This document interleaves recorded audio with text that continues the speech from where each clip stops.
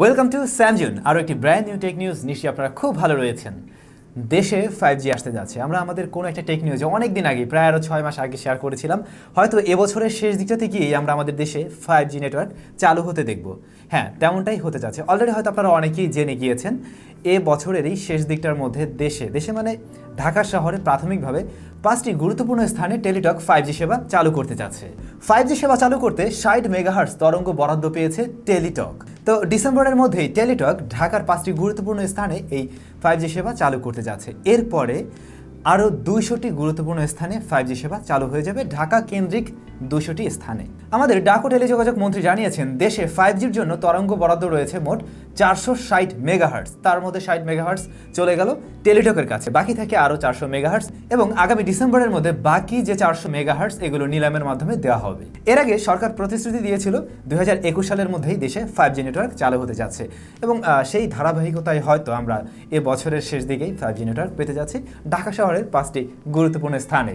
তবে 5G নিয়ে আসুক আর 6G নিয়ে আসুক, যেটাই নিয়ে আসুক না কেন, এখনও কিন্তু দেশের অনেক জায়গায় আমরা 3G পেতেই আমাদের খবর হয়ে যায়। সো আমার মনে হয় সেই দিকটাতে একটু গুরুত্ব দেওয়া উচিত। মানে শুধুমাত্র একটা জায়গায় 5G 4G সব কিছুই রয়েছে, ঢাকাকে কেন্দ্র করে এমন না, গ্রাম অঞ্চলে বা আশেপাশের এরিয়াগুলোতেও অবশ্যই অন্তত যাতে 4G 3G এগুলো যাতে ঠিকভাবে পাওয়া যায় সেদিকে নজর দেওয়া উচিত সমস্ত অপারেটরগুলোর। আমরা OnePlus Nord 2 এই স্মার্টফোনটা দীর্ঘদিন যাবত ব্যবহার করে আসছিলাম এবং খুব শীঘ্রই এর রিভিউ আপনারা পেতে যাচ্ছেন।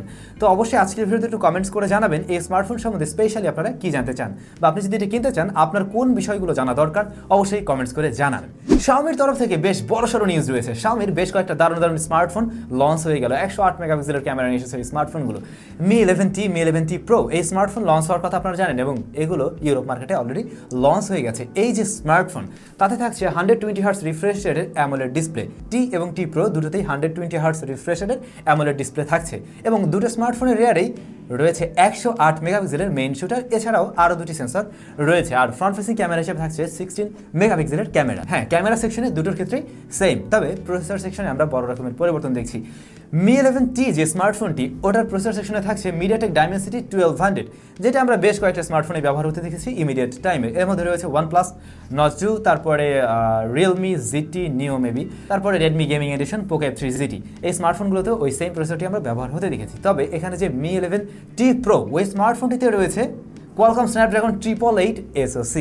এছাড়াও এই মোবাইল ফোনে দুটোতেই রয়েছে 5000 mAh ব্যাটারি। তবে এখানে যে Mi 11T সেটাতে থাকছে 65 ওয়াটের ফাস্ট চার্জিং সিস্টেম, এবং অন্যদিকে Mi 11T Pro সেটাতে থাকছে 120 ওয়াটের ফাস্ট চার্জিং সিস্টেম। 65 ওয়াটটা এখন মোটামুটি কমন, বাট 120 ওয়াটটা আমরা কিন্তু মোটামুটি দামি ফোনের সাথে হয়তো ব্যবহার হতে দেখেছি।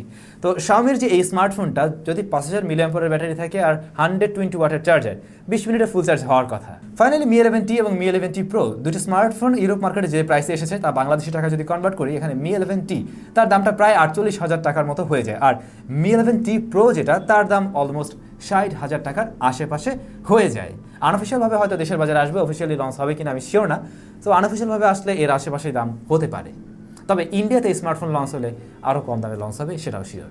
এছাড়াও Mi 11 Lite NE 5G এই স্মার্টফোনটা লঞ্চ হওয়ার কথা, এবং হ্যাঁ, সেটাও লঞ্চ হয়েছে। ওই স্মার্টফোনে রয়েছে 90 হার্টজ রিফ্রেশ রেটের অ্যামোলেড প্যানেল, এবং মোবাইল ফোনটির প্রসেসর হিসেবে থাকছে Qualcomm Snapdragon 778G SoC। Mobile ফোনের রেয়ার থাকবে 64 মেগাপিক্সেলের ক্যামেরা 8.5, এবং ফ্রন্টে রয়েছে 20 মেগাপিক্সেলের ক্যামেরা। 4250 mAh ব্যাটারি, 33 ওয়াটের fast charging system, Corning Gorilla Glass 5 এর প্রোটেকশন রয়েছে, এবং ডুয়াল স্পিকার সিস্টেম দিয়ে এসেছে এই স্মার্টফোন।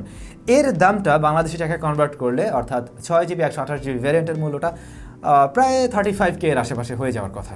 ভিভোর একেবারে flagship smartphone Vivo X17 series এ মাসেরই 30 তারিখ ইন্ডিয়ার মার্কেটে লঞ্চ হতে যাচ্ছে, এবং সেখানে 3টে স্মার্টফোন তো অবশ্যই থাকবে। আর এবারেও শোনা যাচ্ছে তার ক্যামেরায় স্পেশাল কিছু থাকতে যাচ্ছে। দেখা যাক কেমন কি আসে, কেমন দামে আসে। Realmeর C25Y এই স্মার্টফোন লঞ্চ হয়েছে, এবং সেখানে একেবারে লেটেস্ট একটি প্রসেসর রয়েছে যা Uni SoC T610, যা কয়েকদিন আগেই আমরা সিম্ফনির একটি ডিভাইসে ব্যবহার হতে দেখেছিলাম, Symphony Z33, এবং ওইটা কিন্তু মোটামুটি বেশ পাওয়ারফুলি প্রসেসর বলা যায়, কম দামে কাকুলি ফার্নিচারের মতো আর কি, একটা ব্যাপার। আমরা স্কোর টেস্ট করতে গিয়ে কিন্তু দেখছিলাম ভালো স্কোর দিয়েছিল গিগবেঞ্জে, অন্তত বেঞ্চমার্কে দুটোতেই। এছাড়াও এই মোবাইল ফোনের রেয়ারে 50 মেগাপিক্সেলের মেইন শুটার থাকছে, সেই সাথে আরও দুটি ইউজলেস সেন্সরও রয়েছে, আর ফ্রন্ট ফেসিং হিসাবে 8 মেগাপিক্সেলের ক্যামেরা, 5000 mAh ব্যাটারি, 18 ওয়াটের চার্জার, এবং HD+ রেজুলেশনের ডিসপ্লে। এই স্মার্টফোনটা আমি যেটা শুনেছিলাম দেশের বাজারেও আসার কথা, হ্যাঁ হয়তো আসতে পারে। যেটা হতে পারে যে বাজেট ফ্রেন্ডলি স্মার্টফোন। ইন্ডিয়ার বাজারে এটা এসেছে 11,000 রুপিতে, বাংলাদেশে আসলে হয়তো প্রাইস আরও কিছুটা বেশি থাকবে। অলরেডি হয়তো হুয়াওয়ে প্রেমীরা জেনে গিয়েছেন নোভা 9 সিরিজ লঞ্চ হতে যাচ্ছে, এবং হুয়াওয়ে নোভা 9 প্রো কী নিয়ে আসছে সে ব্যাপারেও টুকটাক লিক্স পাওয়া গেছে, মানে ক্যামেরার ব্যাপারে জানা গেছে আর ডিসপ্লের ব্যাপারে। দুটো স্মার্টফোনের ডিসপ্লে সেকশনে থাকবে 120 হার্টস হাই রিফ্রেশ রেটের ডিসপ্লে, এবং এর টাচ স্যাম্পলিং রেট হলো 300 হার্টস। আর এখানে নোভা 9 প্রো যেটা সেটাতে তার ডিসপ্লেতে আর কি ডুয়াল পাঁচল থাকছে। এছাড়া ফ্রন্ট ফেসিং ক্যামেরা থাকবে 32 মেগাপিক্সেলের ক্যামেরা। Xiaomiর একটি ফোল্ডেবল স্মার্টফোনের প্যাটার্ন শেয়ার হয়েছে, এবং সেখানে দেখতে পাই আমরা হ্যাঁ এই স্মার্টফোনটি ফোল্ডেবল স্মার্টফোন, তবে এর যে ফ্রন্ট ফেসিং ক্যামেরা তার জন্য ব্যবহার হয়েছে ওই যে পপ আপ মেকানিজম। অনেকদিন পরে আবার পপ আপ মেকানিজম দেখা গেল Xiaomiর ফোনে। হয়তো খুব শীঘ্রই Xiaomi এই ধরনের কোনো ডিভাইস নিয়ে কাজ করবে। স্যামসাংয়ের upcoming smartphone Galaxy M52 5G, এই স্মার্টফোনটা কিন্তু মোটামুটি একটা হাইপ তৈরি করছে, কারণ ভালো কিছু নিয়ে আসছে বলে আমরা জানি। এই স্মার্টফোনটা এই মাসের 19 তারিখ ইন্ডিয়াতে লঞ্চ হতে যাচ্ছে, এবং আমার মনে হয় এই ফোন দেশের বাজারেও লঞ্চ হবে, তবে কবে আসবে সে ব্যাপারটা শিওর না, নাও আসতে পারে। তো স্যামসাং গ্যালাক্সি M52 5G এই স্মার্টফোনে কিন্তু ভালো প্রসেসর দিয়ে আসছে, কোয়ালকম স্ন্যাপড্রাগন 778G SoC দিয়ে আসছে এই স্মার্টফোন। 120 হার্টস রিফ্রেশ রেটের সুপার অ্যামোলেড প্যানেলও থাকছে, এছাড়া হয়তো 64 মেগাপিক্সেলের ক্যামেরা থাকবে। সো আসুক, ইন্ডিয়ার বাজারে কেমন দামে লঞ্চ হয় দেখা যাক, দেন বাংলাদেশেও কেমন দামে আসে সেটাও দেখা যাক। তো ভাই ব্রাদার, এই ছিল আমাদের আজকের টেক নিউজ। আমরা চলে যাব লাস্ট ভিডিওর কমেন্ট সেকশনে। এমডি আতিক, স্যাম ভাই আশা করি উত্তরটা দেবেন। ফোনটা রেডমি নোট 10, কিন্তু আমার চার্জার কেবলটা নষ্ট হয়ে গেছে। যদি আমি অন্য কোনো কেবল চার্জ করি তাহলে কি কোনো ধরনের সমস্যা হবে? না ভাইয়া, সমস্যা না। যেটা হতে পারে, আপনি যদি নিম্নমানের কোনো কেবল ব্যবহার করেন সেই ক্ষেত্রে চার্জ হতে কিন্তু ডিলে হবে। সো একটু ভালো কোনো কেবল আপনি ব্যবহার করতে পারেন। আশিকুর রহমান ভাই লিখেছেন 3000 টাকা বাজেটের মধ্যে হুয়াওয়ে কি ফোন পেতে পারি? ভাইয়া, অন্য সময় হলে হুয়াওয়ের অনেক ভালো ভালো ফোনে পেয়ে যেতেন, বাট এই মুহূর্তে কিন্তু দেশের বাজারে হুয়াওয়ের ডিভাইসগুলো খুব একটা পাওয়া যায় না। সো আমি নিজেও বলতে পারছি না 30,000 টাকা বাজেটে আপনি বাংলাদেশে থেকে কেমন ধরনের ফোন পেতে পারেন এই মুহূর্তে। যারা লিখেছেন ভাই Samsung F52 unboxing and review please. F52 এই স্মার্টফোনের রিভিউ আপনারা চাচ্ছেন, অবশ্যই কমেন্টস করে জানাবেন, তাহলে আমরা তেমন কিছু কভার করার ট্রাই করব। হৃদয় খান, আপনার ফেসবুক লিঙ্ক দিন প্লিজ, আপনার সাথে কথা আছে। ভাইয়া, আমার ফেসবুক আইডি, আমার পার্সোনাল পেজের লিঙ্ক সবসময় দেওয়া থাকে আমার ভিডিওর ডেসক্রিপশনে, প্রত্যেকটা ভিডিওতেই দেওয়া রয়েছে। তো ভাই ব্রাদার, সবাই অনেক বেশি ভালো থাকবেন, সুস্থ থাকবেন। আপনাদের সাথে দেখা হচ্ছে আমাদের তাহলে নতুন আরও একটি ভিডিওতে।